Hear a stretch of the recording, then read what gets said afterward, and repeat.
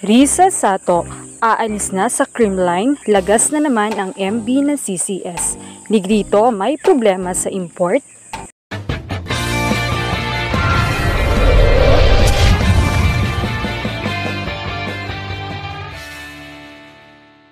What's up, Volleyball Nation? Welcome back to my YouTube channel. Narito ako para magbigay sa inyo ng updates tungkol sa mundo ng volleyball. Pero bago yan, don't forget to subscribe and hit the notification bell para updated ka sa aking mga videos. Nag-iingay ngayon ang mga fans ng 8-time PBL champions Creamline Cool Smashers. Dahil isa na namang Cool Smasher ang napapabalitang aalis na sa team. Ito nga ay si Risa Sato.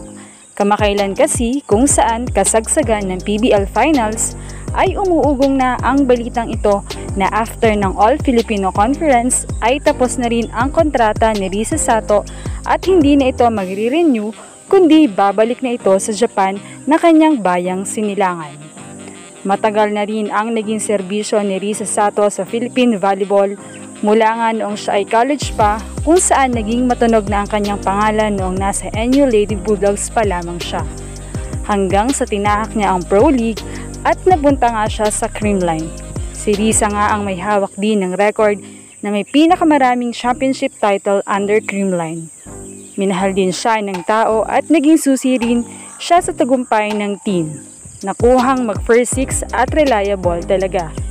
Subalit wala talagang permanente sa mundo. Sa bali-balitang ito ay napatunayan pa na nawala sa bio niya sa kanyang Instagram account ang mga dating team na napaglaruan niya maging ang Creamline at napalitan na lamang ito ng I am a Japanese person. Kung saan mukhang pinatutunayan itong babalik na talaga muli sa kanyang sinilangang bayan at iiwan na ang Creamline.